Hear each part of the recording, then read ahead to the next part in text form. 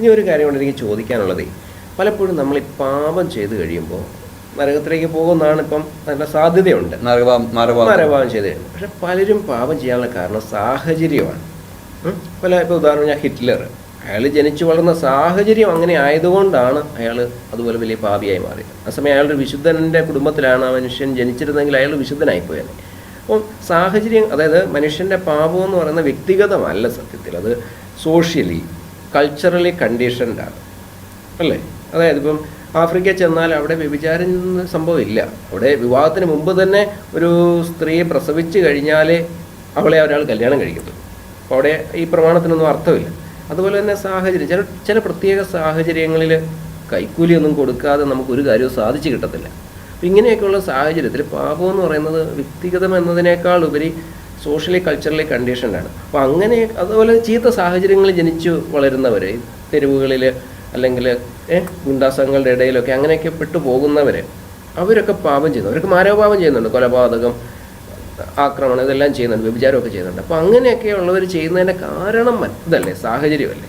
അപ്പോൾ അവരെ ഇങ്ങനെ കുറ്റം വിധിച്ച് നരകത്തിലേക്ക്, അത് നിത്യനരകത്തിലേക്ക് വിടുന്നത് ശരിയാണ്.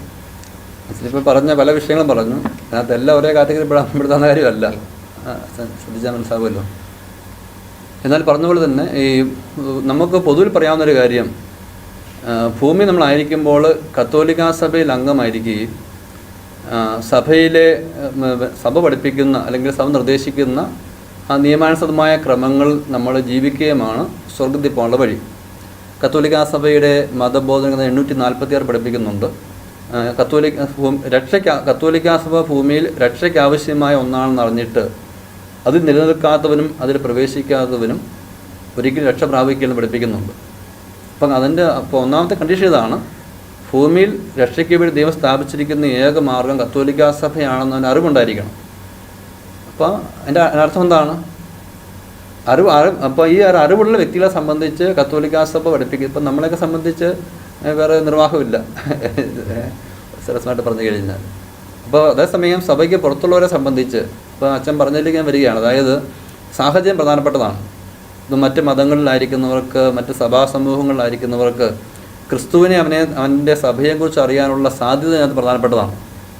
അപ്പോൾ അതുകൊണ്ട് അവർക്ക് ഇങ്ങനെ ഒരു സാധ്യത അവരുടെ ബോധപൂർവമായ ശ്രമം കൊണ്ടല്ലാതെ, ഇപ്പോൾ അവർ കത്തോലിക്ക സഫിഷ്യൻ്റ് ഉദ്ദേശിക്കുന്നത് ഒരു വ്യക്തിക്ക് ക്രിസ്തുവിനെക്കുറിച്ചും സഭയെക്കുറിച്ചും ആവശ്യമായ രീതിയിലുള്ള ഒരു അറിവ് ലഭിച്ചു.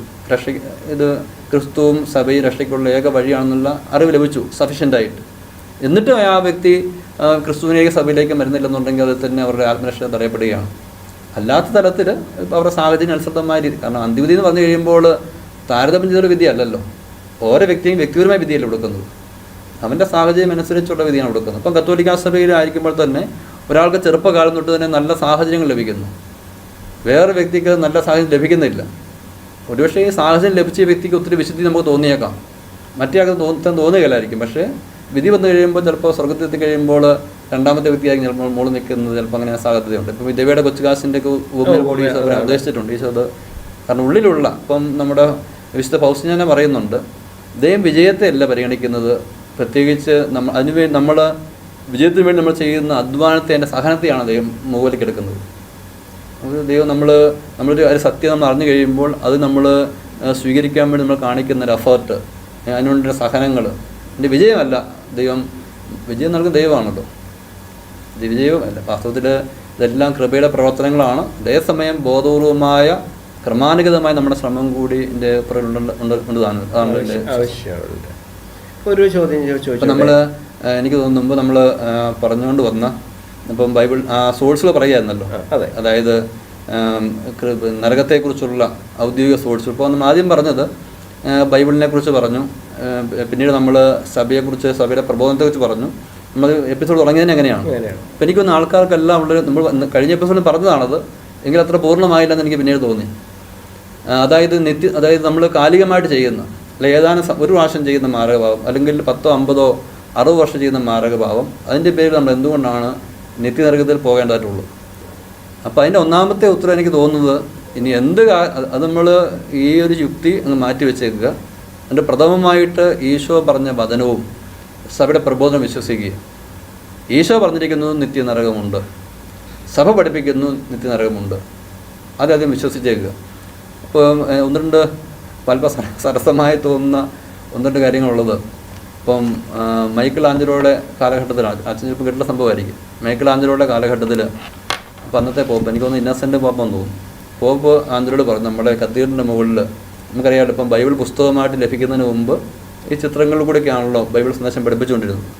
അപ്പം നമ്മുടെ കത്തീഡ്രലിൻ്റെ മുകളിൽ നരകത്തിന് നല്ലൊരു പെയിൻറ്റിങ് നടത്തണം. അത് കണ്ടു കഴിയുന്നവർക്കെല്ലാം നരകത്തിൻ്റെ യാഥാർത്ഥ്യം ബോധ്യമാകണം. അത് കണ്ടു കഴിയുന്നവർ സ്വർഗത്തിലേക്ക് പോകാൻ വേണ്ടി ആഗ്രഹിക്കണം. അപ്പോൾ ആഞ്ചലോയാണല്ലോ ചിത്രകാരൻ. ആഞ്ചലോ വളരെ മനോഹരമായിട്ട് ഈ ഒരു ചിത്രരചന പൂർത്തിയാക്കി. പക്ഷേ അയാൾ ചെറിയ കുസൃതി ചെയ്തു. അന്നത്തെ കർദിനാൾമാരുടെ ആ സംഘത്തിൽ ഇദ്ദേഹത്തിന് ഇഷ്ടമില്ലാത്ത കർദിനാളുണ്ടായിരുന്നു. എന്തോ വ്യക്തിപരാഗമുണ്ട്. ഇപ്പോൾ നരകത്തിൻ്റെ ചിത്രം വരച്ചപ്പോൾ, ഈ നരകത്തിൽ കിടക്കുന്നവരുടെ ആ ഫോട്ടോ വരച്ചപ്പോൾ ഒരാളുടെ തലയായിട്ട് ഇദ്ദേഹം വരച്ചത് കർദിനാളുടെ തലയായിരുന്നു. ഈ പെയിൻറ്റിങ് എല്ലാം കഴിഞ്ഞ് കർദിനാൾമാരുടെ സംഘം ഈ കാഴ്ച കാണാൻ വേണ്ടി വന്ന ഉടനെ നമ്മുടെ കർദിനാൾ നോക്കിയപ്പോഴേക്ക് ഞാനിതാ നരകത്തിൽ കിടക്കുന്നു. ഇനി ഇദ്ദേഹത്തെ വിസ്മയം പ്രഖ്യാപിച്ച് കഴിഞ്ഞാലും ഫോട്ടോ കിടക്കുന്നത് നരകത്തിൽ കിടക്കുന്നതായിട്ടല്ലേ. അപ്പോൾ ഇദ്ദേഹത്തിന് ഭയങ്കര വിഷമമായി. ഇദ്ദേഹം പോയി പോപ്പിനെ പറഞ്ഞു, പരിശുദ്ധ പിതാവേ നമ്മുടെ ആഞ്ചല പണി പറ്റിച്ചിട്ടുണ്ട്, അത് എന്നെ നരകത്തിലാക്കിയിട്ടുണ്ടെന്ന് പറഞ്ഞു. ഉടനെ പോപ്പ് പറഞ്ഞിങ്ങനെയാണ്, പിതാവേ ശുദ്ധീകരണ സ്ഥലത്തിനായിരുന്നെങ്കിൽ ദണ്ഡവിമോചനം കൊടുത്ത് പുറത്തിറക്കാമായിരുന്നു, നരകത്തിൽ പോയാൽ പോയത് തന്നെ എന്ന് പറഞ്ഞു കഴിഞ്ഞാൽ ആ കൃത്യസമയം ആ ഒരു പ്രത്യേക സന്ദർഭം കൊണ്ട് തന്നെ പോപ്പ് ഒരു വിശ്വാസത്തെയും കൂടുതൽ ആധികാരികമായിട്ട് പ്രഖ്യാപിക്കുകയായിരുന്നു. എന്താണത്? നരകത്തിൽ പോയാൽ പോയത് തന്നെ. അപ്പം നരകത്തിൻ്റെ വാസ്തവത്തിൽ നരകത്തിൻ്റെ ഏറ്റവും വലിയ പീഡയെന്ന് പറയുന്നത് നരകത്തിൻ്റെ തീയും മറ്റു കാര്യങ്ങളൊന്നും അല്ല എന്നാണ് വിശുദ്ധരൊക്കെ പറയുന്നത്. അതിൻ്റെ നിത്യതാ സ്വഭാവമാണ്. കോടാനുകോടി വർഷങ്ങൾക്ക് ശേഷമെങ്കിലും നരകത്തിൽ നിന്ന് തിരിച്ചു വരാമെന്നൊരു സാധ്യത ഉണ്ടായിരുന്നെങ്കിൽ നരകമേ ആകുകയില്ലായിരുന്നു. നരകത്തിൻ്റെ ഏറ്റവും വലിയ പീഡ, ഇപ്പോൾ ഡാൻഡെ എന്നുള്ള ആ കവിയെ നരകത്തെക്കുറിച്ച് ഇങ്ങനെ വർണ്ണിച്ച് കഥ എഴുതുമ്പോൾ അദ്ദേഹം പറഞ്ഞിരിക്കുന്നതാണ്, നരകകവാടത്തിൻ്റെ പുറത്ത് ഒരു വാക്ക് എഴുതി വെച്ചിട്ടുണ്ട്, നിങ്ങളുടെ പ്രത്യാശ എന്നേക്കുമായി അവസാനിപ്പിക്കുക. ഒരിക്കലും നരകത്തിൽ പ്രവേശിച്ചു കഴിഞ്ഞാൽ ഒരിക്കലും അതിൽ നിന്ന് പുറത്തു വരാനായിട്ട് നമുക്ക് സാധിക്കുകയില്ല. വാസ്തവത്തിൽ നമ്മുടെ സുവിശേഷ പ്രഘോഷണത്തിന് ഊർജ്ജം അല്ലെങ്കിൽ പ്രേരണ കൊടുക്കേണ്ട വലിയൊരു ഘടകം ഇതാണ്. നമ്മുടെ കുടുംബത്തിലുള്ളവർക്ക് വേണ്ടി പ്രാർത്ഥിക്കേണ്ടതിൻ്റെ, അവർ രക്ഷ പ്രാപിക്കാൻ വേണ്ടി ആഗ്രഹിക്കേണ്ടതിൻ്റെ, നമ്മൾ ചുറ്റും കാണുന്ന മനുഷ്യർ, നമ്മുടെ സഭയിലുള്ളവരും പുറത്തുള്ളവരും ഒക്കെ രക്ഷ പ്രാപിക്കണം ആഗ്രഹിക്കേണ്ടതിൻ്റെ പ്രധാനപ്പെട്ട കാരണം ഇതാണ്. കാരണം അവർ ഈശോയെ, അവൻ്റെ സഭയെയും ഈ സഭ നൽകുന്ന പ്രബോധനങ്ങളെയും ഒക്കെ വേണ്ട രീതിയിൽ സ്വീകരിച്ചില്ല എങ്കിൽ എന്നേക്കുമായി ചെല്ലുന്നൊരു ഇടമാണത്. അത് സത്യമാണത്, നമ്മൾ വിശ്വസിച്ചേ പറ്റുകയുള്ളൂ. ഇപ്പോൾ ഞാനൊരു സംഭവം വായിച്ച് കേട്ടേക്കുന്നത് വിശുദ്ധ സിറിലിൻ്റെ ജീവിതത്തിലാണ്. അലക്സാണ്ടർ സിറിൽ എന്നെ എനിക്ക് ഓർമ്മ വരും തോന്നുന്നു. അദ്ദേഹം ഒരിക്കലും ഇങ്ങനെ വിശ്വാസികളെ പഠിപ്പിച്ചുകൊണ്ടിരിക്കുകയാണ്. നരകത്തെക്കുറിച്ചൊക്കെ പാവത്തെക്കുറിച്ചൊക്കെ പറയാൻ ശ്രമിക്കുകയാണ്. പക്ഷേ ആൾക്കാർക്കൊന്നും ഒരു ഇപ്പോഴത്തെ കാലഘട്ടത്തിലെ പോലെ ആൾക്കാർക്ക് ഇതൊന്നും കേട്ടിട്ട് ഇത്ര അച്ഛൻ പറഞ്ഞതുപോലെ ആൾക്കാർക്ക് അതൊന്നും വലിയൊരു ഇതെല്ലാം യാന്ത്രികമായിട്ട് കേട്ട് പോവുകയാണ്. അപ്പോൾ അദ്ദേഹം നോക്കുമ്പോൾ പുറകിലൊരു ഒരാൾ നിന്ന് ക്ലാസ് കേട്ടുകൊണ്ടിരിക്കുകയാണ്. അപ്പോൾ അയാളിൽ പിശാചിൻ്റെ ആവാസമുണ്ടെന്ന് ഈ വിശുദ്ധന് മനസ്സിലായി. അപ്പോൾ ഇദ്ദേഹത്തിന് അടുത്തേക്ക് എന്നിട്ട് വിശുദ്ധൻ പറഞ്ഞു, സത്യം പറയുക, നരകത്തിലുള്ള ഒരാത്മാവിൻ്റെ വാസം എത്ര കാലത്തേക്കുണ്ട് എന്ന് ചോദിച്ചു. ഉടനെ അയാൾ എഴുന്നേറ്റിട്ട് ഈ പൈശാചികമായിട്ട് ഇളകിയിട്ട് എഴുന്നേറ്റ് മേശമേൽ ഇടിച്ചിട്ട് പറഞ്ഞു, എന്നേക്കും എന്ന് പറഞ്ഞു. അപ്പോൾ അത് ചരിത്രം പറയുന്നത് ഇത് കേട്ട് കഴിഞ്ഞ് പെട്ടെന്ന് തന്നെ അവിടെ ഇരുന്ന അനേകർ, അതായത് നരകത്തിൻ്റെ നിത്യതാ സ്വഭാവം അതറിഞ്ഞു കഴിയുമ്പോൾ അനേകം പേര് പെട്ടെന്ന് തന്നെ ഈ ഒരു പാപത്തെക്കുറിച്ചുള്ള ഒരു ബോധത്തിലേക്കൊക്കെ വന്നെന്ന് പറയുന്നത്. അതായത് നരകത്തിൻ്റെ നിത്യതാ സ്വഭാവം ബൈബിൾ പറയുന്നതാണ്, സഭ പഠിപ്പിക്കുന്നതാണ്. ഇപ്പോൾ ഒരു സംഭവം കൂടി എനിക്ക് ഓർമ്മ വരുന്നത്, ഒരിക്കൽ ധ്യാനം കൂടാൻ വേണ്ടി ഒരാൾ വന്നു, ഒരു പെൺകുട്ടിയാണ് ധ്യാനം കൂടാൻ വേണ്ടി വന്നു. ഒത്തിരിയേറെ സഹനങ്ങളും സംഘർഷങ്ങളും ഒക്കെ ഉള്ള കുട്ടിയാണ്, ഒത്തിരി സങ്കടങ്ങൾ.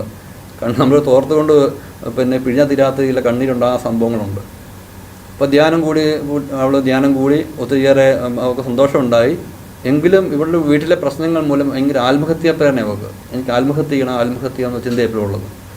ധ്യാനം കൂടി കഴിഞ്ഞ് പോയി ഇടയ്ക്കെന്നെ വിളിക്കുമ്പോഴൊക്കെ പറയും, എനിക്ക് ഇങ്ങനെ ആത്മഹത്യ ചെയ്യാനുള്ള പ്രേരണ തോന്നുകയാണെന്ന് പറയും. അപ്പോഴൊക്കെ എന്തെങ്കിലും വചനമൊക്കെ പറയും. ഇങ്ങനെ പല പ്രാവശ്യം ആവർത്തിച്ചു. ഒരിക്കൽ അവളെന്നെ ഇങ്ങനെ വിളിച്ചു എന്ന് പറഞ്ഞിങ്ങനെ, എനിക്ക് ഭയങ്കര വിഷമമാണ്, ഞാൻ ആത്മഹത്യ ചെയ്യാൻ പോകാമെന്ന് പറഞ്ഞു. പെട്ടെന്ന് എനിക്ക് തോന്നിയൊരു ചിന്ത ഇങ്ങനെയാണ്. അപ്പോൾ ഞാൻ അവളോട് പറഞ്ഞു, ഒരു കാര്യം ചെയ്യുക, ആത്മഹത്യ ചെയ്യണം. ഒന്നെങ്കിൽ ബ്ലേഡ് എടുക്കുക, അല്ലെങ്കിൽ കയറെടുക്കുക, അല്ലെങ്കിൽ പൊട്ടാസൈഡ് സംഘടിപ്പിക്കുക, അല്ലെങ്കിൽ ഒരു മുകളിൽ താഴേക്ക് എടുത്തിയാടുക. ഇങ്ങനെ ചെയ്ത് കഴിഞ്ഞാൽ ആത്മഹത്യ മരിക്കുമല്ലോ. മരിച്ചു കഴിഞ്ഞാൽ സാധ്യത ഉള്ളത് നീ ഏതാണ്ട് നീ നരകത്തിലേക്ക് എത്തി തരും. നീ ഇവിടെ ഒന്നും മരിച്ചതിൻ്റെ ആത്മഹത്യൻ്റെ കാരണം എന്താണ്? ഭൂമിയിലുള്ള സഹനങ്ങൾ സഹിക്കാൻ വരാത്തതുകൊണ്ടാണ്. നിന്റെ കുടുംബത്തിനും ചുറ്റുപാടുമുള്ള സഹനങ്ങൾ സഹിക്കാൻ മേലാത്തതുകൊണ്ടാണ് നീ ആത്മഹത്യ ചെയ്യുന്നത്. എന്നാൽ കണ്ണ് കണ്ടിട്ടുള്ളതും കാത് കേട്ടിട്ടുള്ളതും മനുഷ്യ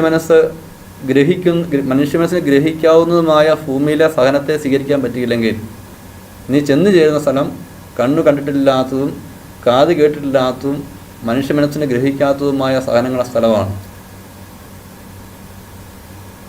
ഇവിടുത്തെ സഹനം സഹിക്കാൻ പറ്റില്ലെങ്കിൽ അതും എങ്ങനെ സഹിക്കും? അനുബന്ധമുള്ളത് നരകത്തിൽ ആത്മഹത്യ ചെയ്യാൻ വേണ്ടി കയറ് കിട്ടുകയില്ല, ബ്ലേഡ് കിട്ടുകയില്ല, പൊട്ടാസരി കിട്ടുകയില്ല. ആത്മഹത്യ ചെയ്തിട്ടില്ല എന്ന് ഞാൻ വിശ്വസിക്കുന്നു. ആത്മഹത്യ ചെയ്യാൻ സാധ്യമല്ലല്ലോ. പറഞ്ഞു വരുന്നത് ഇപ്പം വാസ്തവത്തിൽ നമ്മളിപ്പോൾ ഈ നമ്മുടെ ചർച്ച കൊണ്ട് തന്നെ നമുക്ക് തന്നെ മനസ്സിലാകുന്നില്ല. വാസ്തവത്തിൽ നരകത്തെക്കുറിച്ചുള്ള യാഥാർത്ഥ്യം സ്വർഗത്തിലേക്ക് ഓടാൻ വേണ്ടിയുള്ള വലിയൊരു ഉത്തേജനം തരുന്നതാണ്. സത്യമാണ്, അത് സത്യമാണ്. അപ്പോൾ വാസ്തവത്തിൽ സഭ ഉദ്ദേശിക്കുന്നത് നരകത്തെക്കുറിച്ച് പറഞ്ഞ് പേടിപ്പിക്കാൻ വേണ്ടിയാണ്, ഒരിക്കലല്ല. ഒരു യാഥാർത്ഥ്യ സഭയ്ക്ക് പറയാതിരിക്കാൻ പറ്റുകയില്ല. അതെ, അത് പറയുന്നു. അതിൻ്റെ ഫലമെന്ന് പറയുന്നത് ആൾക്കാർക്ക് ദൈവത്തിലേക്കും വിശുദ്ധിയിലേക്കും സ്വർഗത്തിലേക്ക് ഓടാനുള്ള വലിയൊരു തീഷ്ണത ജനിക്കുന്നുള്ളതാണ്. അപ്പോൾ നരകത്തെക്കുറിച്ചുള്ള ഈ സഭയുടെ പ്രബോധനം അതിനെ മയപ്പെടുത്തുക, അതിനെ ലഘൂകരിക്കുക, അതിനെ ഒഴിവാക്കുക, അതിനെ നിസ്സാരമായിട്ട് തള്ളിക്കളയുക എന്നൊക്കെ ചെയ്യുന്നവർ മറ്റ് പല കാര്യങ്ങളിലും നന്മ ചെയ്യുന്നുണ്ടെങ്കിലും വലിയ ദ്രോഹമാണ് ആത്മാക്കൾക്കും സഭയ്ക്കും വെക്കുന്നത്. പറഞ്ഞു വരുന്നത് ഇപ്പം നമ്മൾ പറഞ്ഞു തുടങ്ങിയത് വിശുദ്ധ വചനങ്ങളിൽ നമുക്ക് സാക്ഷ്യം ലഭിക്കുന്നു, നരകമാണ് സാക്ഷ്യം ലഭിക്കുന്നു. അതോടൊപ്പം സഭയുടെ പ്രബോധനങ്ങളിൽ നമുക്ക് സാക്ഷ്യം ലഭിക്കുന്നുണ്ട്. പിന്നെ നമുക്ക് സാക്ഷ്യം വരുന്നത് പ്രധാനമായിട്ടുള്ളത് വിശുദ്ധരുടെ വാക്കുകളിൽ നിന്നാണ്. വിശുദ്ധരുടെ പേര് കേട്ട പല വിശുദ്ധരും നരകത്തെക്കുറിച്ച് ഗൗരവമായിട്ട് തന്നെ പറഞ്ഞു വച്ചിട്ടുണ്ട്. എനിക്ക് ഓർമ്മ വരുന്ന ഒന്ന് ഫൗസ്റ്റീന പുണ്യ പറഞ്ഞതാണ്. ഫൗസ്റ്റീന പുണ്യ പറഞ്ഞിങ്ങനെയാണ്, നമ്മൾ നേരത്തെ എപ്പിസോഡിൽ പറഞ്ഞതാണല്ലോ, ദൈവകരുണയെക്കുറിച്ച് ഒത്തിരിയേറെ ബോധ്യങ്ങൾ അല്ലെങ്കിൽ വെളിപാട് ലഭിച്ച അവിശുദ്ധിക്ക് തന്നെയാണ് നരകത്തെക്കുറിച്ചുള്ള ഒത്തിരി വെളിപാട് ഈശോ നൽകിയിട്ടുള്ളത്. ഫൗസ്റ്റീന ഒരിക്കൽ പറഞ്ഞിങ്ങനെയാണ്, അവർ ഈശോ ഒക്കെ നരകത്തിൻ്റെ ഒരു കാഴ്ച കൊടുത്തു. എന്നിട്ട് പറഞ്ഞു, ആ കാഴ്ച കണ്ടു കഴിഞ്ഞ് അത് നോക്കി നിൽക്കുമ്പോൾ ഫൗസ്റ്റീനോട് ഈശോ പറയുകയാണ്, ഈ നരകത്തിൽ കിടക്കുന്ന ആത്മാക്കളിൽ ഭൂരിഭാഗവും ഇവിടെ എത്തിയതിന് കാരണം ഭൂമിയിലായിരിക്കുമ്പോൾ നരകമുണ്ട് എന്നിവർ വിശ്വസിക്കാതിരുന്നത് കൊണ്ടാണ്. ഇതാണ് ഇങ്ങനെ ഒരു പശ്ചാത്തലം നിലനിൽക്കവേ വചന ശുശ്രൂഷകർ തന്നെ നരകത്തിൽ ആരും പോവുകയെന്ന് പഠിപ്പിച്ചു കഴിഞ്ഞാൽ അവസ്ഥ എന്തായിരിക്കും? ഒന്ന്, അവരുടെ തന്നെ ആത്മാവ്, ഈ പഠിപ്പിക്കുന്ന ആത്മാവ്, ഞാൻ വിചാരിക്കുന്നത് ഇപ്പോൾ ഒരു വചനപ്രഘോഷകൻ പറയുന്നു, കത്തോലിക്കാ സഭയിൽ അംഗത്വമുള്ളതുകൊണ്ട്, മാമോദീസ വഴി മുദ്ര ലഭിച്ചതുകൊണ്ട്, പരിശുദ്ധ കുർബാന സ്വീകരിക്കുന്നത് കൊണ്ട് സ്വർഗ്ഗത്തിൽ പോകുന്ന ഉറപ്പ് പറയുന്നു. എന്നാൽ കത്തോലിക്കാ സഭ 2ാം വത്തിക്കാൻ കൗൺസിൽ പ്രമാണ രേഖയിലെ തിരുസഭയുടെ കോൺസ്റ്റിറ്റ്യൂഷൻ്റെ 14ാമത്തെ കണ്ണിയെ പഠിപ്പിക്കുന്നു, തിരുസഭയിൽ അംഗമാണെങ്കിലും സ്നേഹത്തിൽ നിലനിൽക്കാത്തവരും സഭയുടെ മടിത്തട്ടിൽ ആന്തരികമായി നിവസിക്കാതെ ബാഹ്യമാത്രമായി കഴിഞ്ഞുകൂടുന്നവരും രക്ഷ പ്രാപിക്കുകയില്ലെന്ന് മാത്രമല്ല കഠിനമായ ശിക്ഷയ്ക്ക് മാത്രമാവുകയും ചെയ്യും. അപ്പോൾ സഭയിലെ അംഗത്വം ഒരു രക്ഷയ്ക്കുള്ള ഉപാധി അല്ലെന്ന് മാത്രമല്ല, ശ്രദ്ധിച്ചില്ലെങ്കിൽ അപകടകരമായ അവസ്ഥയാണ്. അങ്ങനെ ഇരിക്കെ ഇതുപോലെയുള്ള അനേകരെ സ്വർഗത്തിലേക്ക് നയിക്കാൻ വേണ്ടിയുള്ള സാധ്യതയായ നരകം പോലുള്ള പ്രബോധനങ്ങളെ ബോധപൂർവം അവഗണിച്ചുകൊണ്ട് ആത്മാക്കളെ നരകത്തിലേക്കുള്ള സാധ്യതയിലേക്ക് ഒരുക്കുകയാണ്. അപ്പോൾ ഈ പഠിപ്പിക്കുന്ന വ്യക്തികൾ വാസ്തുതി വലിയ ഒരു പാപാവസ്ഥയിൽ ചെന്ന് പെടുന്നത്. എനിക്കൊന്നിപ്പം വാസ്തവത്തിൽ ഇപ്പം നമ്മൾ ഒരു മാരകഭാവം ദൈവത്തെ കൂടുതൽ അറിഞ്ഞ വ്യക്തികൾ പാപം ചെയ്ത് കഴിയുമ്പോൾ നരകത്തിൽ വലിയ സീറ്റ് വല്ലതും കൂടെ കിട്ടാൻ സാധ്യതയുണ്ടോ ഒന്നും ചിന്തിക്കണം. പക്ഷേ സാധ്യത വരുന്ന എന്താണ്? അവർക്ക് അനുദപിക്കാനുള്ള സാധ്യത കുറഞ്ഞ സാധ്യതയുണ്ട്. ദൈവത്തെ കൂടുതലായിട്ട് അറിഞ്ഞ വ്യക്തികൾ ഗൗരവമേറിയ പാവങ്ങൾപ്പെട്ട് കഴിയുമ്പോൾ അവർക്ക് അനുദപിക്കാനുള്ള സാധ്യത പലപ്പോഴും ദൈവത്തിന് അത് കുഴപ്പമൊന്നുമില്ല, പക്ഷേ അവരുടെ ആത്മാവിൻ്റെ ആ തലങ്ങളിൽ പലപ്പോഴും സാധ്യത കുറഞ്ഞേക്കാം. വലിയൊരു അപകടമുണ്ട്. അതുകൊണ്ട് ഇങ്ങനെ നമ്മൾ പ്രത്യേകമായിട്ട് ഇങ്ങനെ തെറ്റായ ഈ രീതിയിലുള്ള നരകമില്ല എന്നുള്ള തെറ്റായ പഠനങ്ങൾ പഠിപ്പിക്കുന്ന വ്യക്തികളോട് പ്രത്യേകം പ്രാർത്ഥിക്കണം. അവർക്ക് ഈ അവരുടെ ആത്മരക്ഷയ്ക്ക് അപകടം ഉണ്ടാക്കുന്നുള്ള ഒരു കാരണം ഉള്ളതുകൊണ്ട്. പിന്നെ വിശ്വാസം അനേകം പേര് വഴിതെറ്റിപ്പാനുള്ള വലിയ സാധ്യതയാണ്. പിന്നെ അവർക്ക് ഇത് എന്നെ ഈ ഒരു അബദ്ധ പ്രബോധനത്തെക്കുറിച്ചുള്ള ഒരു അറിവ് വന്നതിന് ശേഷം എന്നെ പുറത്തുനിന്നേക്കാൾ വിളിച്ച് നമ്മളോട് ദേഷ്യപ്പെടുന്നില്ല സംസാരിക്കുന്നത്. നിങ്ങൾ ഈ കാലഘട്ടത്തിലല്ലേ ജീവിക്കുന്നത്? ഈ കാലഘട്ടത്തിൽ ആരെങ്കിലും നരകത്തെക്കുറിച്ച് പറയുമോ, പാപത്തെക്കുറിച്ച് പറയുമോ? ഇതൊക്കെ ഇങ്ങനെയൊക്കെ നരകത്തെക്കുറിച്ചും പാപത്തെക്കുറിച്ചും പറയുന്നതുകൊണ്ടല്ലേ ആൾക്കാർ നിരീശ്വരതയിലായിട്ട് മാറിപ്പോകുന്നത്. ഈ കാലഘട്ടം നമ്മൾ കരുണയെക്കുറിച്ച് മാത്രമേ പറയാൻ പാടുള്ളൂ എന്നൊക്കെ അദ്ദേഹം പറയുന്നത്. പിന്നെ വേറെ ചിലരൊക്കെ ഇതുമായി ബന്ധപ്പെട്ട് പലരുടെ ഉള്ളിലിരിപ്പ് പുറത്തു പോകുന്നത്. ഉള്ളിലിരിപ്പ് ഇത് ഇവർ പറയുന്ന ശരി എന്ന് പറഞ്ഞുകൊണ്ട് ഈ നരകത്തിൽ നിന്നാരും പോകത്തില്ല എന്നൊക്കെ പറഞ്ഞ് ഇവരോട് അനുഭവം പ്രകടിപ്പിച്ച് പലരും ഇങ്ങനെ എഴുന്നേറ്റ് വന്നിട്ടുണ്ട്. അതേസമയം തന്നെ കേട്ടോ അതേസമയം തന്നെ അറിയപ്പെടുന്ന വചനശുശ്രൂഷകരെ പലരും എന്നെ വിളിച്ച് ഈ അബദ്ധ പ്രബോധനം തെറ്റാണെന്നുള്ളത് ഞങ്ങൾക്ക് നല്ല പൂർണ്ണമായിട്ട് ബോധ്യമുണ്ടെന്നൊക്കെയുള്ള അങ്ങനെ പലരും ഉണ്ട്. അങ്ങനെ പലരും ഇതൊക്കെ പിതാക്കന്മാരെ ഈ വിഷയങ്ങൾ ധരിപ്പിക്കാൻ വേണ്ടി ശ്രമിച്ചുകൊണ്ടിരിക്കുന്ന പലരും ഇപ്പോൾ ഉണ്ട് ഈ വിഷയം ബന്ധപ്പെട്ട്. പറഞ്ഞു വരുന്നത് ഇപ്പോൾ വിശുദ്ധരുടെ പഠനങ്ങൾ അല്ലെങ്കിൽ നരകത്തെക്കുറിച്ച് അവർ പറഞ്ഞിരിക്കുന്ന വാക്കുകൾ നമുക്ക് പ്രധാനപ്പെട്ടതാണ്. കാരണം അവർ ക്രിസ്തുവിനോട് ചേർന്നിരുന്നത് കൊണ്ട് അവർ വാക്കുകൾക്ക് പ്രത്യേകിച്ച് അവർ വിശുദ്ധരെ പ്രഖ്യാപിക്കപ്പെട്ടിരിക്കുന്നത് കൊണ്ട് നമുക്കുള്ള ആധികാരമായിട്ട് സ്വീകരിക്കാമെന്നുള്ള അവരുടെ വാക്കുകൾ. ഇപ്പോൾ അമത്രക്സിയെ പറഞ്ഞിരിക്കുന്നത് നരകഭയം വിവേകത്തിൻ്റെ ആരംഭവും മാനസാന്തരത്തിൻ്റെ തുടക്കവുമാണ്. അപ്പം നരകഭയം എന്നുള്ളതൊരു നമുക്കൊരു ഔഷധം പോലെയാണ് വിശുദ്ധ പറഞ്ഞു വെക്കുന്നത്, വിവേകത്തിൻ്റെ ആരംഭമാണ് പറഞ്ഞു വെക്കുന്നത്. എന്നിട്ട് വീണ്ടും പറയുകയാണ്, ഇപ്പം നേരത്തെ പറഞ്ഞതുപോലെ ഈ നരകം കണ്ടു കഴിഞ്ഞപ്പോൾ നരകത്തിൻ്റെ നിത്യതാ സ്വഭാവം കണ്ടിട്ട് വിശുദ്ധ പറയുകയാണ്, നരകത്തിലെ വേദനകൾ ഒരിക്കലും അവസാനിക്കുന്നില്ല എന്നുള്ള വസ്തുതയാണ് എന്നെ ഏറ്റവും അധികമായി അസ്വസ്ഥമാക്കിയത്. ഇപ്പം നരകവാസികൾ ഏറ്റവും വലിയ പീഡയെന്ന് പറഞ്ഞു കഴിഞ്ഞാൽ ഏറ്റവും വലിയ പീഡ ദൈവത്തെ കാണാൻ അനുഭവിക്കാൻ പറ്റുന്നില്ല എന്നുള്ളതാണ്. എന്നോട് ചേർന്ന് പോകുന്ന ഒന്നാണ് ഈ ഒരു നരകാനുഭവം. ഒരിക്കലും വാസ്തവത്തിൽ എനിക്ക് തോന്നുന്നത് ഈ ഒറ്റ ചിന്ത മാത്രം മതി നമ്മളെ വിശുദ്ധരാക്കാൻ വേണ്ടിയിട്ട്. വാസ്തവത്തിൽ നമ്മൾ ശുശ്രൂഷകളിലൊക്കെ ഇപ്പം അല്ലെങ്കിൽ സഭയുടെ ശുശ്രൂഷകളിലൊക്കെ നമുക്ക് ഏറ്റവും ആവശ്യമായിരിക്കുന്ന എസ്കറ്റോള യുഗാന്തി ദൈവശാസ്ത്രത്തെക്കുറിച്ചുള്ള പഠനങ്ങളാണ്. ഇപ്പം സ്വർഗം നരകങ്ങളെ വിഷയങ്ങളെക്കുറിച്ചൊക്കെ ഉണ്ട്. ഇപ്പം നമ്മുടെ സഭാപ്രബോധനം പറയുമ്പോൾ തന്നെ പറയാവുന്നൊരു കാര്യമാണ്, മനുഷ്യൻ്റെ 4 അന്ത്യങ്ങളൊക്കെ സഭ പഠിപ്പിക്കുന്നുണ്ട്. മരണം, വിധി, സഭയുടെ ഔദ്യോഗിക പ്രബോധനമാണത്.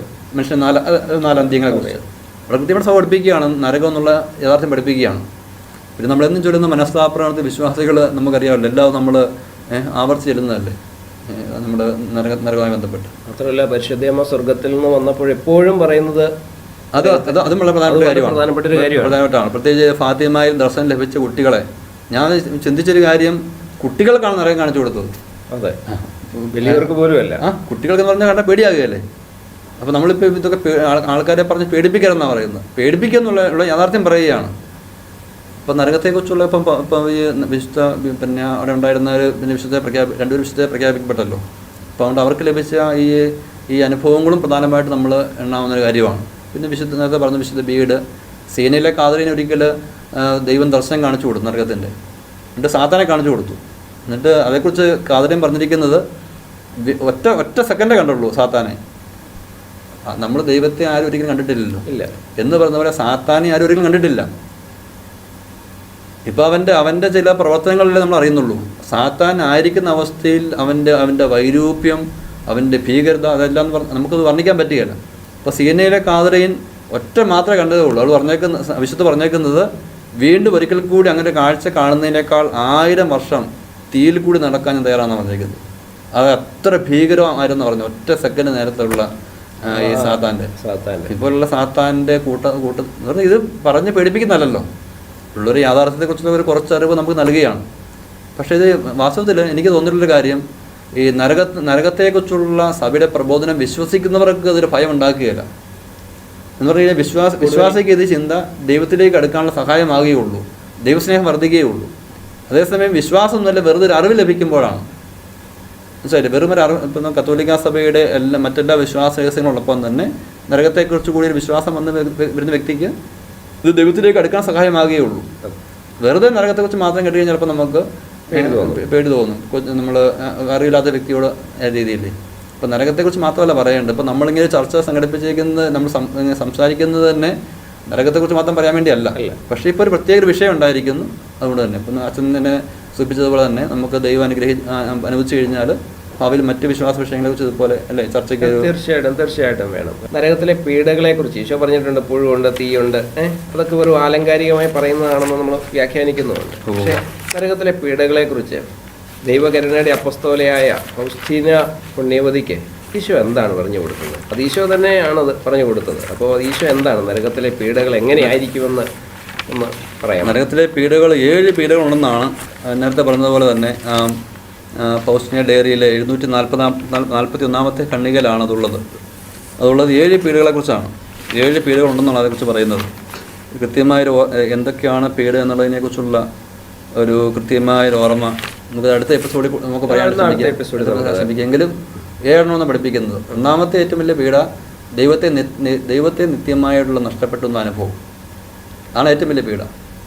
രണ്ടാമത്തെ പീഡ മനസാക്ഷി ഇങ്ങനെ നിരന്തരം കുറ്റപ്പെടുത്തിക്കൊണ്ടിരിക്കുക. അതായത് തനിക്ക് തന്നെ നിനക്ക് നന്നായിട്ട് ജീവിക്കാമായിരുന്നു, നമ്മളെ തന്നെ കുറ്റപ്പെടുത്തുകയാണ്. ദൈവത്തെ കുറ്റപ്പെടുത്തുകയല്ല ചെയ്യുന്നത്, നമ്മളെ തന്നെ നമ്മളെ തന്നെ കുറ്റപ്പെടുത്തുകയാണ് ചെയ്തത്. പിന്നെ അവിടെയുള്ള ഈ പറഞ്ഞ ഇപ്പോൾ സാത്താന്റെ സാന്നിധ്യം, പൂർണ്ണതയായ സാത്താന്റെ എന്താന്ന് പറയുക, സൗന്ദര്യം എപ്പോഴും നമുക്കൊരു ആകർഷണം ഉണ്ടാക്കും, സന്തോഷം ഉണ്ടാക്കും. വിരോധ ഭയങ്കരമായി നമുക്കൊരു ഭയവും ഒരു അകൽച്ചയും ഉണ്ടാക്കും. അപ്പോൾ ഇത് നിരന്തരമായി നമ്മൾ ഈ പിശാചുക്കളുടെ കൂട്ടത്തിൻ്റെ കൂടെ പിന്നെ സ്നേഹിക്കാനും സ്നേഹിക്കപ്പെടാനുള്ള കഴിവ് ഒരിക്കലും നമുക്ക് പ്രയോഗിക്കാൻ പറ്റാതെ, ആരും നമ്മളെ സ്നേഹിക്കുന്നില്ല, നമുക്കാരെ സ്നേഹിക്കാനും പറ്റുന്നില്ല. ഒരു അന്ധകാരത്തിൻ്റെ അങ്ങനെ ഒരു ഇരുട്ട് അത് പറയുന്നുണ്ട്. ഫൗസ്റ്റ്നബിൾ എന്ന് പറയുന്നത് ഇരുട്ട്, എപ്പോഴും ഒരു ഇരുട്ട് അവിടെ അനുഭവപ്പെടുന്നു. അത് തന്നെ ഒരു ഭയങ്കര ഭീകരതയായിട്ടും ഒരു സഹനമായിട്ടും അനുഭവപ്പെടും. പിന്നെ നമ്മൾ പഞ്ചേന്ദ്രിയങ്ങളിൽ പാപം ചെയ്തതുകൊണ്ട്, കാരണം നമ്മൾ ശരീരങ്ങൾ ഉയർക്കുന്ന സ്വർഗത്തിലേക്ക് മാത്രമല്ല, ഇപ്പോൾ നമ്മൾ യോഹന്നാൻ സുവിശേഷം 5:29 പറയുന്നത്, നന്മ ചെയ്യുന്നവർ ജീവൻ്റെ ഉയർപ്പിനായും തിന്മ ചെയ്യുന്നവർ ശിക്ഷാവിധി ഉയർപ്പിനായും പുറത്തു വരും. അപ്പോൾ നരകത്തിലും ഈ ശരീരത്തോടെ നമ്മൾ പോകുന്നത്, ഈ ശരീരം എന്ന് പറഞ്ഞാൽ രൂപാന്തരപ്പെട്ട രീതിയിലായിരിക്കും. എന്തെങ്കിലും ഈ പഞ്ചേന്ദ്രിയങ്ങൾ ചെയ്ത പാവങ്ങൾക്ക് പഞ്ചേന്ദ്രിയങ്ങളിൽ ഇതിൻ്റെ വേദനയുണ്ട്. ഒരുപക്ഷെ ചില വിശുദ്ധരൊക്കെ പറയുന്നത് ഏത് പാപം ചെയ്ത പാപത്തിൻ്റെ കാഠിന്യം അനുസരിച്ച് ഇതിൻ്റെ ഈ പഞ്ചേന്ദ്രിയങ്ങളുടെ വേദനയ്ക്ക് വ്യത്യാസം ഉണ്ടാകുമെന്നൊക്കെ പറയുന്നുണ്ട്. സ്വർഗത്തിൽ വിവിധങ്ങളായ ഓരോരുത്തരുടെയും പൂർണ്ണ വ്യത്യാസം അനുസരിച്ച് ഈ ദൈവ സായുധ്യത്തിൻ്റെയും സന്തോഷമൊക്കെ കൂടുതൽ കുറവ് അനുഭവപ്പെടുന്നത് പോലെ തന്നെ നരകത്തിൽ അങ്ങനെയുള്ള അവസ്ഥ ഉണ്ടായേക്കാം. നമുക്ക് പ്രധാനപ്പെട്ട വിഷയമല്ല. ബിജു ബ്രദറെ, എനിക്ക് വളരെ ആഴത്തിൽ കിടക്കുന്നൊരു സംശയമുണ്ട്. ആ സംശയം ഇതാണ്: ദൈവം മനുഷ്യനെ സ്വന്തം ഛായയിലും സാദൃശ്യത്തിലും സൃഷ്ടിച്ചു. ദൈവം സ്നേഹമായതുകൊണ്ട് അഗാധമായ സ്നേഹത്തിൽ സൃഷ്ടിച്ചു. അതിനുശേഷം മനുഷ്യൻ പാപം ചെയ്തു കഴിഞ്ഞപ്പോൾ അവനെ വീണ്ടെടുക്കുന്നതിന് വേണ്ടി തൻ്റെ ഏകജാതനെ വരെ നൽകാൻ തയ്യാറായി. എന്നിട്ട് അവൻ്റെ രക്ഷയ്ക്ക് വേണ്ടി അവനിലൂടെ വന്ന രക്ഷ അത് നമുക്ക് കിട്ടാൻ വേണ്ടി സഭയെ സ്ഥാപിക്കുകയും രക്ഷയ്ക്ക് ആവശ്യമായ എല്ലാ കാര്യങ്ങളും സ്ഥാപിക്കുകയും ചെയ്തു. അങ്ങനെ ദൈവം എല്ലാം ചെയ്തു. എന്നിട്ട് ഒരു മനുഷ്യൻ നരകത്തിലേക്ക് പോയാൽ ശരിക്കും ദൈവത്തിന് വിഷമം വരത്തില്ലേ? ഞാൻ മറ്റൊരു ഉദാഹരണം കൂടെ പറയാം. ഒരമ്മയ്ക്ക് 10 മക്കളുണ്ട്. 9 പേരും നല്ല രീതിയിൽ ജീവിക്കുന്നുണ്ട്, അമ്മയോട് ചേർന്ന് നിൽക്കുന്നുണ്ട്. പക്ഷെ ഒരു മകൻ വീട് വിട്ട് ഇറങ്ങിപ്പോയി.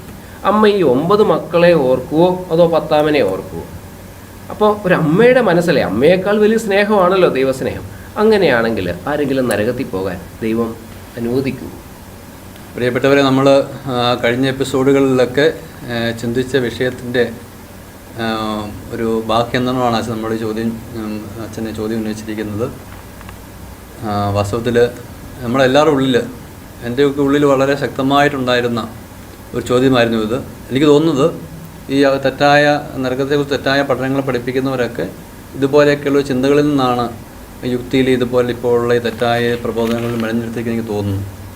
അവർക്ക് തോന്നുന്നത് വെളിപാടായിട്ടാണ് അവർക്ക് തോന്നുന്നത്. പക്ഷേ വെളിപാടല്ല, അത് സാത്താൻ്റെ തെറ്റായ സാത്താൻ്റെ ഇടപെടലാണ്. അങ്ങനെ തെറ്റുപറ്റിയിരിക്കുന്നത് നമുക്ക് വ്യക്തമാണ്. ഒരു അച്ഛൻ പറഞ്ഞതിലെ ഒരു ആശയം, അതായത് 10 പേരിലൊരുവൻ, അതിന് ഈശോ ഉപയോഗിച്ച വാക്ക് 100 പേരിലൊന്നാണ് ഈശോ ഉപയോഗിച്ചിരിക്കുന്നത്. ഒരാൾക്ക് 100 ആളുകളുണ്ടായിരുന്നു, ഒന്ന് കാണാതെ പോയി കഴിഞ്ഞെന്ന് ഈശോ പറയുന്നുണ്ട്. അപ്പോൾ ഇത് അറിയാൻ വേണ്ടി എനിക്ക് തോന്നുന്നത്, അപ്പം 1-2 പ്രധാനപ്പെട്ട ചിന്തകളിലേക്ക് വരുന്ന നല്ലതാണെന്ന് തോന്നുന്നു. അപ്പം 3 തരം സത്തകൾ: 1 ദൈവിക സത്ത, 2 മാലാക സത്ത, 3 മനുഷ്യ സത്ത. അപ്പോൾ ദൈവസത്തയുടെ പ്രത്യേകത, ദൈവത്തിന് ഒരിക്കലും പാപം ചെയ്യാൻ പറ്റത്തില്ല. ദൈവിക സത്തയുടെ പ്രത്യേകത, ദൈവത്തിന് ഒരിക്കലും പാപം ചെയ്യാൻ പറ്റത്തില്ല. അതുകൊണ്ട് ദൈവം ഒരിക്കലും പാപം ചെയ്യത്തില്ല എന്ന് പറഞ്ഞു കഴിഞ്ഞാൽ ആ സത്യയുടെ പ്രത്യേകതയാണ്, പാപം ചെയ്യാൻ പറ്റത്തില്ല. അപ്പോൾ നമ്മൾ സ്വർഗത്തിലേക്ക് എത്തിക്കഴിഞ്ഞാൽ നമ്മളുടെ അവസ്ഥ തന്നെയാണ്, നമുക്ക് തന്നെ പാപം ചെയ്യാൻ പറ്റത്തില്ല. നമുക്ക് ദൈവം ആ ഒരു കൃപയിലേക്കാണ് പ്രവേശിക്കുന്നത്. മാലാഖ പ്രകൃതിയുടെ പ്രത്യേകത, മാലാഖ സത്യയുടെ പ്രത്യേകത, ഒരിക്കൽ പാപം ചെയ്ത് കഴിഞ്ഞാൽ പിന്നെ അനുഭവിക്കാൻ പറ്റത്തില്ല. ഒരു പ്രാവശ്യം പാപം ചെയ്ത് പോയി കഴിഞ്ഞാൽ പിന്നെ അനുഭവിക്കാൻ പറ്റത്തില്ല. ഒരു പക്ഷേ എൻ്റെ കാരണം, ഒരു മാലാഖയെ സംബന്ധിച്ച് ആ സൃഷ്ടി എന്ന നിലയിൽ അതിന് ലഭിക്കാവുന്ന എല്ലാ പൂർണ്ണതയോടും കൂടി സൃഷ്ടിക്കപ്പെട്ടത്. മാലാഖയെ സംബന്ധിച്ച് അതിന് സൃഷ്ടിക്കപ്പെട്ടപ്പോൾ മാലാഖ എന്ന നിലയിൽ എന്തുമാത്രം പൂർണ്ണത അതിന് പിന്നെ പ്രാപിക്കാൻ പറ്റുമോ ഉണ്ടായിരുന്നു. അല്ല ഉണ്ടാകുമായിരുന്നു. അതിൻ്റെ പൂർണ്ണത സൃഷ്ടിക്കപ്പെട്ടിരിക്കുന്നത്. ആ പൂർണ്ണമായ അവസ്ഥയിൽ നിന്നാണ് അതിന് തെറ്റുപറ്റിയിരിക്കുന്നത്. ഒരിക്കലും അതിന് മനസ്തപിക്കാൻ പറ്റത്തില്ല. അതിന് സത്യയുടെ പ്രത്യേകതയാണത്. എന്നാൽ മനുഷ്യ സത്യയുടെ പ്രത്യേകത, മനുഷ്യപ്രകൃതിയുടെ പ്രത്യേകത,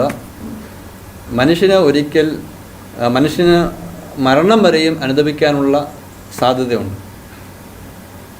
മരണശേഷം ഒരിക്കലും അനുഭവിക്കാൻ പറ്റത്തില്ല. ഇപ്പം ഈ പറഞ്ഞ രീതിയിൽ ഇപ്പം ദൈവത്തിനെല്ലാം രക്ഷിക്കണം എന്നുണ്ടെങ്കിൽ എന്നൊക്കെ പറഞ്ഞല്ലോ, ദൈവത്തിന് ഏത് വിധം രക്ഷിക്കാനുള്ള സർവശക്തനെന്ന് പറയുമ്പോൾ പോലും ദൈവം സൃഷ്ടിച്ചു കഴിഞ്ഞപ്പോൾ ഉള്ള ആ സത്യയുടെ പ്രത്യേകതയാണത്. എൻ്റെ കാരണം എന്ന് പറഞ്ഞു കഴിഞ്ഞാൽ ദൈവം അനശ്വരതയ്ക്ക് വേണ്ടിയാണ് മനുഷ്യനെ സൃഷ്ടിച്ചിരിക്കുന്നത്. അപ്പോൾ സത്യയുടെ പ്രത്യേകത ഇങ്ങനെയാണതാണ്. അതുകൊണ്ട് മരണശേഷം മരണം വരെ അനുഭവിച്ചില്ലെന്നുണ്ടെങ്കിൽ പിന്നെയുള്ള സാധ്യത എന്ന് പറഞ്ഞു കഴിഞ്ഞാൽ നിത്യവും ഇങ്ങനെ അനുഭവിക്കാൻ സാധിക്കാത്ത രീതിയിൽ ദൈവവുമായിട്ട് വിച്ഛേദിക്കപ്പെട്ടിരിക്കും എന്നതാണ്. വാസ്തവത്തിൽ ഇത് നമ്മൾ നേരത്തെ ചർച്ച ചെയ്തപോലെ തന്നെ ഇത് ദൈവത്തിൻ്റെ ഭാഗത്തു നിന്നുള്ള വിഷയത്തെക്കാളുപരി ദൈവം മനുഷ്യന് നൽകിയിരുന്ന സ്വന്തം മനസ്സെന്നുള്ള ആ ഒരു വലിയ അതെന്ന് പറഞ്ഞു കഴിഞ്ഞാൽ നമുക്ക് ഊഹിക്കാൻ സാധിക്കാത്ത രീതിയിലുള്ള അത്ര വലിയ ആ ഒരു നന്മയുടെ പ്രത്യേകതയാണ്. ദൈവത്തെ പോലും ഇത്ര സർവശക്തനായ ദൈവത്തെ പോലും വേണ്ടാന്ന് വെക്കാത്തക്ക രീതിയിൽ അത്ര ശക്തവും കഴിവുറ്റതുമാണ് മനുഷ്യൻ്റെ ആ സ്വന്തം മനസ്സെന്നുള്ളത്.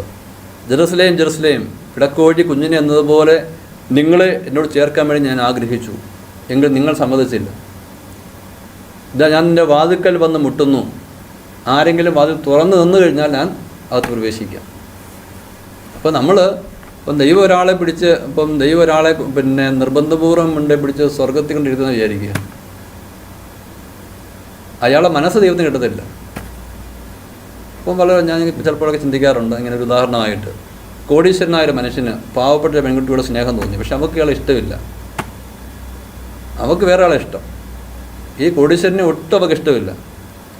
അപ്പോൾ ഇയാൾ തൻ്റെ സമ്പത്തും തൻ്റെ പ്രതാപം കൊണ്ട് ഇവളുടെ ഈ കുടുംബക്കാരെ ഏതെങ്കിലും രീതിയിലാകട്ടെ നിർബന്ധപൂർവ്വം വിവാഹം കഴിച്ചു.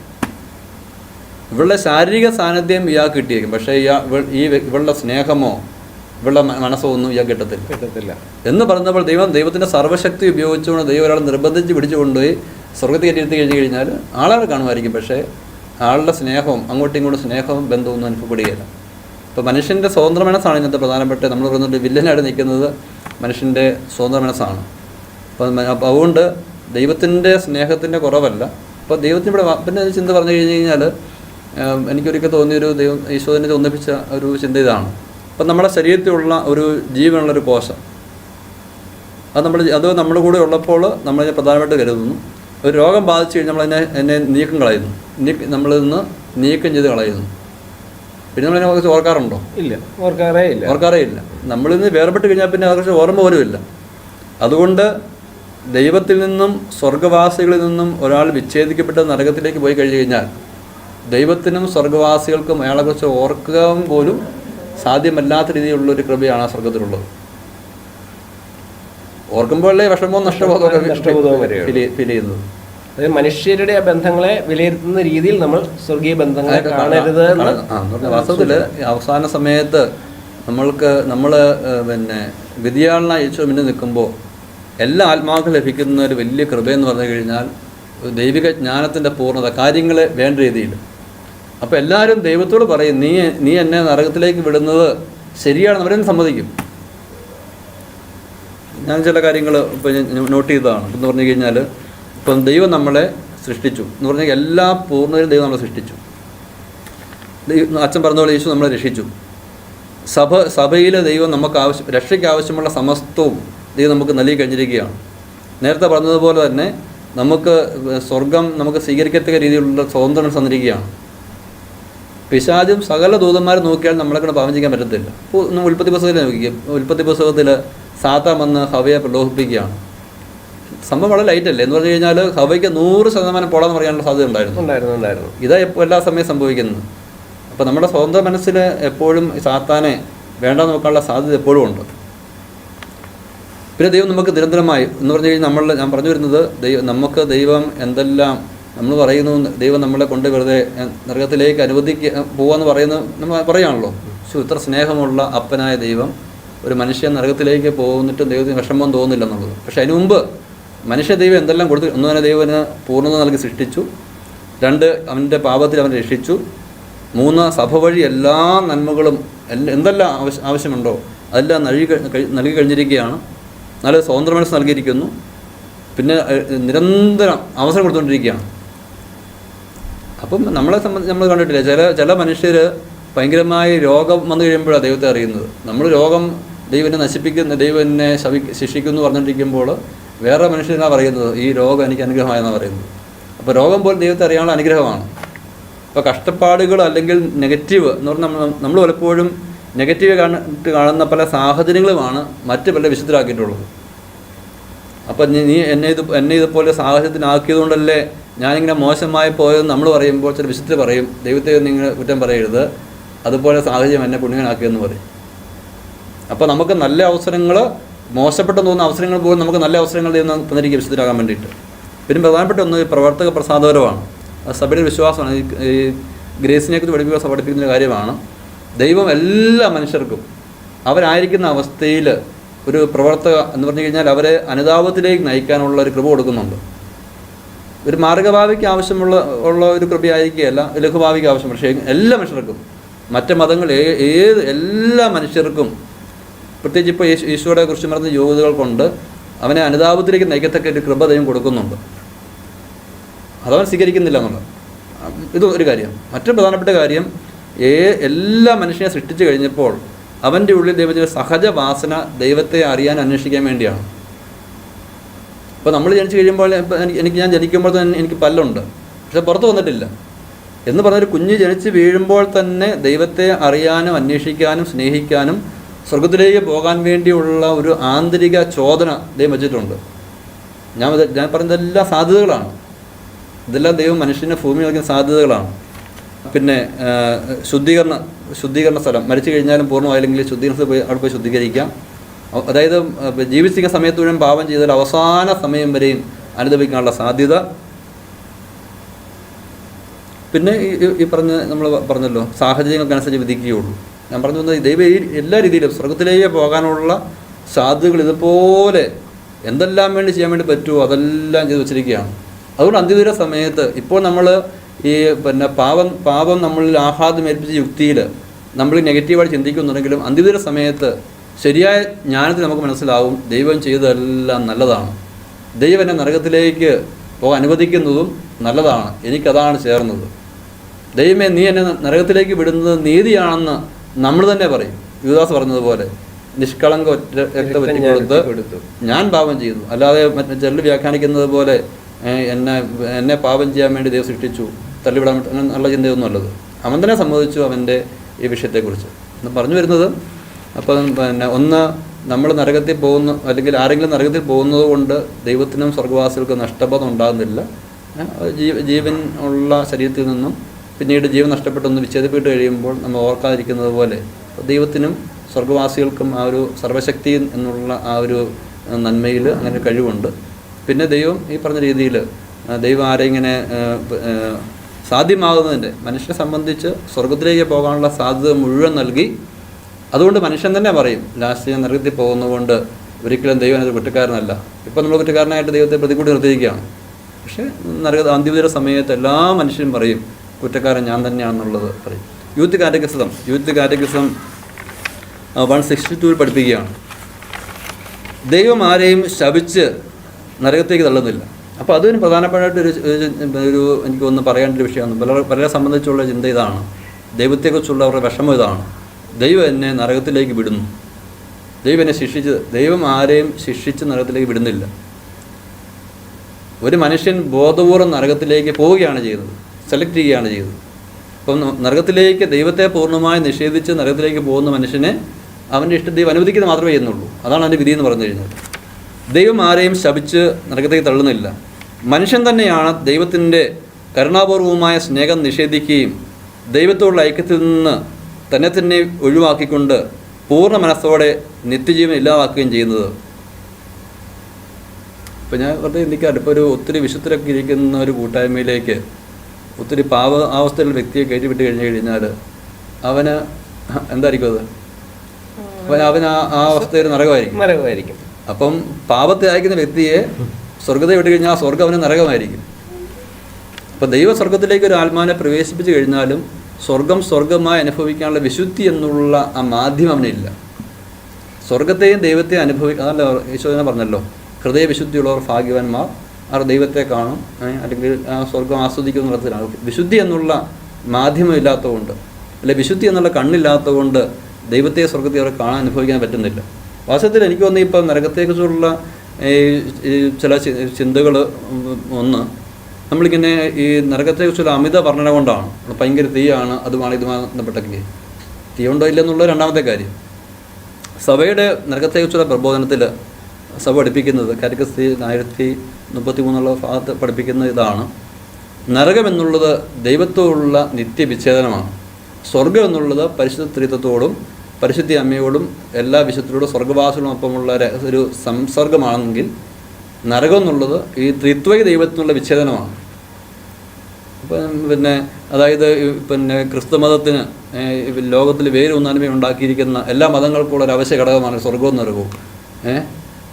ചിലങ്ങനെ കരുതുന്നത് മതങ്ങളുടെ വ്യവസ്ഥാപിത മതങ്ങൾക്ക് ചില പ്രത്യേക ഘടകങ്ങൾ ആവശ്യമുണ്ട്. നിത്യത കാഴ്ചപ്പാട് ആവശ്യമുണ്ട്, സ്വർഗ്ഗം ആവശ്യമുണ്ട്, നരകം ആവശ്യമുണ്ട്. അങ്ങനെ കാഴ്ചപ്പാടിലുള്ളതല്ല ഇത് ഇപ്പം ദൈവത്തിൻ്റെ വെളിപ്പെടുത്തലാണ് സ്വർഗവും നരകവും ഉണ്ടെന്നുള്ളത്. സ്വർഗം എന്ന് പറഞ്ഞു കഴിഞ്ഞാൽ ത്രിത്വൈക ദൈവത്തോടുള്ള സംസർഗം, നരകം എന്ന് പറഞ്ഞു കഴിഞ്ഞാൽ ആ ദൈവത്തോടുള്ള സംസർഗമില്ലായ്മയാണ്. പക്ഷേ ആ ദൈവം ഇപ്പം ഉദാഹരണത്തിന് ഈ പരിശുദ്ധാത്മാവിൻ്റെ മുദ്ര ലഭിച്ചു കഴിഞ്ഞാൽ സ്വർഗത്തിൽ പോകും, അല്ലെങ്കിൽ കുർബാന സ്വീകരിച്ച സ്വർഗത്തിൽ പോകുന്ന പഠിപ്പിക്കുന്ന വ്യക്തി പഠിപ്പിക്കുന്ന വലിയൊരു പാഷൻ്റെ അത് തന്നെയാണ്. വാസ്തവത്തിൽ പരിശുദ്ധ കുർബാന വഴി നമുക്കൊരു ഐക്യം ഉണ്ടാകുന്നുണ്ട്. നമ്മൾ പ്രസാദപരത്തിലാണെങ്കിൽ പരിശുദ്ധ കുർബാന ഒരു ഐക്യം ഉണ്ടാകുന്നുണ്ട്. ആ ഐക്യം ക്രമേണ നമ്മൾ വിശുദ്ധീകരിച്ച് ഒരു പൂർണ്ണ വിശുദ്ധിയിലേക്ക് വന്നു കഴിയുമ്പോഴാണ് യഥാർത്ഥത്തിൽ ത്രിത്വിക ദൈവമായിട്ടുള്ള ഐക്യം ഉണ്ടാകുന്നത്. അതാണ് വിശുദ്ധി, അതാണ് സ്വർഗവും. അതായത് നമ്മൾ വിശുദ്ധിയുടെ പൂർണ്ണതയിൽ ത്രിത്വിക ദൈവത്വം ഉണ്ടാകുന്ന ആ ഒരു ഐക്യത്തെ ഒരു കുർബാന സ്വീകരണത്തിൻ്റെ ഐക്യവുമായിട്ട് രണ്ടും ഒന്നായിട്ട് കാണുന്ന വലിയ ഭാഷയുടെ തെറ്റാണത്. മറ്റൊരു മുന്നാസ്വാദനം കുർബാന സ്വീകരണ സമയത്തൊരു മുന്നാസ്വാദനമാണ്. ഭാവി നമുക്ക് വിശുദ്ധിയുടെ പൂർണ്ണത ലഭിക്കാതിരിക്കുന്ന ത്രിത്വിക സംസർഗത്തിലുള്ള ഒരു മുന്നാസ്വാദനമാണ്. അപ്പോൾ ഇങ്ങനെ ഈ നമ്മൾ പറഞ്ഞതുപോലെ തന്നെ ഇവരുടെ തെറ്റായ പഠനങ്ങൾ, ഒരു പഠനം അനേകം സഭയുടെ പഠനങ്ങളെ തന്നെ ഖണ്ഡിക്കുന്നുണ്ട്, അല്ലെങ്കിൽ ഒരു തെറ്റല്ല, മറ്റു പലതിനെയും ശോഭ കളയുന്നുണ്ട്. അത്യന്തികമായ രീതിയിൽ ഈ ദൈവത്തെ ദ്രോഹിക്കാനും ഇവരെ തന്നെ നശിപ്പിച്ച് നരകത്തിലേക്ക് വിടാനുമായിട്ടാണ് ഈ പഠനങ്ങൾ ഇടയാക്കുന്നത്. അപ്പോൾ നരകമില്ല എന്നുള്ള ഈ പഠനങ്ങൾ വന്ന് വാസ്തവത്തിൽ ആൾക്കാർ വിശുദ്ധി പാലിക്കാനുള്ള ആ ഒരു ശ്രദ്ധയെന്നൊക്കെ ഞാൻ പറഞ്ഞില്ലേ, ഈ പ്രബോധനം കേട്ട് ചിലരൊക്കെ ഒന്ന് പറഞ്ഞത് സന്തോഷമായി. ഇനി അവർക്ക് നരകമില്ല, പാവമില്ല, സ്വർഗ്ഗം ഉറപ്പാണ് ആ രീതിയിൽ. ഏതാണ്ട് ഒരു സംശയം കൂടെ ഉണ്ടായിരുന്നു, അത് വിളിച്ചിട്ട് ഇപ്പം തന്നെ ഉത്തരവ് അതിനകത്ത് പറഞ്ഞു കഴിഞ്ഞു. സംശയം ഇതായിരുന്നു: എന്നോട് ചോദിക്കാതെയാണ് ദൈവം എന്നെ സൃഷ്ടിച്ചത്. അപ്പോൾ എന്നോട് ചോദിക്കാതെ എന്നെ സൃഷ്ടിച്ചിട്ട് എന്നെ വലിയൊരു പീഡനത്തിലേക്ക് വിടുന്നത് ന്യായമാണോ, അത് കരുണയാണോ എന്നായിരുന്നു ചോദ്യം. ഒരു ഇതിൽ തന്നെ ഉണ്ട്. പിന്നെ ഇപ്പം വാസ്തവത്തിൽ മറ്റൊരാൾ ഇപ്പോൾ ഈ വിഷയം ബന്ധപ്പെട്ട ആളിങ്ങനെ സംസാരിക്കുന്നത് കേട്ടതാണ്: ദൈവത്തിന് ഒരാളെങ്കിലും നരകത്തിൽ കടന്നു കഴിഞ്ഞാൽ ദൈവത്തിന് എങ്ങനെ, നമ്മൾ പറഞ്ഞു കഴിഞ്ഞു. വാസ്തവത്തിൽ എനിക്ക് തോന്നിയൊരു ചിന്ത ഇതാണ്: ദൈവത്തിന് പക്ഷപാതമൊന്നുമില്ലല്ലോ, ഇല്ല. അതേസമയം തന്നെ മാലാഖമാർ പിന്നെ പിശാചുക്കളെല്ലാം നരകത്തിൽ കിടപ്പുണ്ട്. അപ്പോൾ ദൈവ വിഷമമില്ലേ? ഉണ്ട്. ദൈവം സൃഷ്ടിച്ച മാലാഖമാരത്തിന് കുറേ പേര് കിടപ്പുണ്ടല്ലോ. തീർച്ചയായും. അപ്പോൾ അതായത് മനുഷ്യർ പോയി കഴിഞ്ഞാൽ അത് അവിടെ ദൈവത്തിന് വിഷമമൊന്നുമില്ല. ഇവർ പോയി കഴിഞ്ഞാൽ വിഷമം ഉണ്ടെന്നും പറയുന്നത് അതൊരു വൈരുദ്ധ്യമുണ്ട്. മാത്രമല്ല ഇവിടെ മാലാഖമാരെന്ന് നമ്മൾ മാലാഖമാരൊക്കെ നമുക്കറിയാം, നമ്മളുടെ ക്രിസ്ത്യ ജീവിതവുമായി ബന്ധപ്പെട്ടിരിക്കുന്നവരാണ്. നമ്മളിപ്പം ആദ്യമായിട്ട് തന്നെ രക്ഷാകര വാർത്ത അറിയിക്കുന്നത് തന്നെ മാലാഖയാണല്ലോ. നമ്മൾ ഗബ്രിയേൽ മാലാഖ എന്ന് പറയുന്നത്. അപ്പോൾ മാലാഖന്മാർ നമ്മുടെ ജീവിതത്തിൻ്റെ ഭാഗമായിരിക്കുന്നതുകൊണ്ട് ഇനി അവരെ ഒഴിവാക്കിയിട്ട് ബാക്കി പറയാമെന്ന് പറഞ്ഞാലും പറ്റത്തില്ല. അപ്പം കുറച്ച് മാലാഖന്മാരെ പഴിച്ചു പോയി, അല്ലെങ്കിൽ വഴിതെറ്റിപ്പോയി നരകത്തിൽ ഇപ്പോഴും ഉണ്ട്. അവർ നരകത്തിൽ ഉള്ളപ്പോഴും ദൈവത്തിന് സന്തോഷക്കുറവൊന്നുമില്ല. പിന്നെ ദൈവം സർവശക്തനാണെന്ന് പറയുകയും ആരെങ്കിലും നരകത്തിൽ കിടന്നത് ദൈവത്തെ സന്തോഷം അനുഭവിക്കാൻ പറ്റുക എന്ന് പറയുമ്പോൾ വൈരുദ്ധ്യമാണത്, അല്ലേ? അങ്ങനെ നമ്മൾ പറയാവുന്നുള്ളൂ. അതായത് ഈ തെറ്റ് പഠിപ്പിക്കുന്ന, ഇവരിൽ ഏറ്റവും പ്രമുഖമായിട്ട് തെറ്റ് പഠിപ്പിക്കുന്ന വ്യക്തി, അത് പ്രത്യേകമായിട്ടില്ല എന്ന് പ്രത്യേകിച്ച് ഈ ശ്രോതാക്കൾ അതൊന്ന് അറിഞ്ഞിരിക്കണം തോന്നുന്നു. നിങ്ങളിനി ഈ ഇത്രയെല്ലാം പറഞ്ഞു വെച്ചതിൻ്റെ കാരണം, നിങ്ങളിനി ഇതിപ്പോൾ ഇങ്ങനെ യൂട്യൂബിൽ കൂടി ഇത് നിങ്ങൾ അപ്ലോഡ് ചെയ്യാനുള്ള കാരണം തന്നെ ഈ തെറ്റുകളെല്ലാം തന്നെ വന്നിരിക്കുന്നത് കൂടുതൽ യൂട്യൂബിൽ ക്ലാസ്സുകളിൽ കൂടിയാണ്. വളരെ ബോധപൂർവവും സ്നേഹപൂർവ്വമാണ് നമ്മൾ ആരുടെയും പേരുകൾ പരാമർശിക്കാതിരിക്കുന്നത്. അത് അങ്ങനെ തന്നെ. അതിപ്പോൾ വാസ്തവത്തിൽ നിങ്ങൾ ഇനി യൂട്യൂബിലെ ക്ലാസ്സുകൾ കണ്ടു കഴിയുമ്പോൾ ഇവിടെ ഈ പറഞ്ഞ പഠനങ്ങൾ നിങ്ങളവിടെ കാണും. അപ്പോൾ ഇത് തെറ്റായ പഠനങ്ങളാണെന്ന് നിങ്ങൾ മനസ്സിലാക്കുകയും ശരിയായ പഠനങ്ങൾ സ്വീകരിക്കുകയും ചെയ്യണം. അതാണ് നമ്മൾ ഉദ്ദേശിച്ചത്. മാത്രമല്ല പിന്നെ ഇതേക്കുറിച്ചുള്ള കൂടുതൽ ഔദ്യോഗികമായ പ്രബോധനങ്ങൾ സഭയുടെ ഭാഗത്ത് തന്നെ പിതാക്കന്മാർ തന്നെ നൽകുമെന്നും അങ്ങനെ അവർ ഈ കാര്യം പ്രത്യേകം ശ്രദ്ധിക്കുന്നുണ്ട്. അപ്പോൾ ഇതിലൊരു പ്രബോധകൻ പറയുന്ന പ്രധാനപ്പെട്ട കാര്യം, നമ്മൾ ലോകാവസാനം വരെ നരകം ഉണ്ടെന്ന് പറഞ്ഞുകൊണ്ടിരിക്കണം. അത് പറഞ്ഞുകൊണ്ടിരിക്കണം, എപ്പോഴും പറഞ്ഞുകൊണ്ടിരിക്കണം. എന്താ പറയുന്നത്? അദ്ദേഹം തന്നെ പറയുകയാണ്, അത് പേടിപ്പിക്കാൻ വേണ്ടിയാണ്. ആൾക്കാരെ പേടിപ്പിക്കുക. നരകം ഉണ്ടായിട്ടല്ല, അത് ഇപ്പോൾ നമ്മൾ പിള്ളേരൊക്കെ കോക്കാച്ചി വരും, കോക്കാച്ചേനുണ്ടോ? ഇല്ല എന്ന് പറഞ്ഞാൽ പിള്ളേർ തെറ്റിയായിരിക്കാൻ വേണ്ടിയിട്ട് നമ്മൾ ഒരു പറഞ്ഞ് പേടിപ്പിക്കുന്ന പോലെ.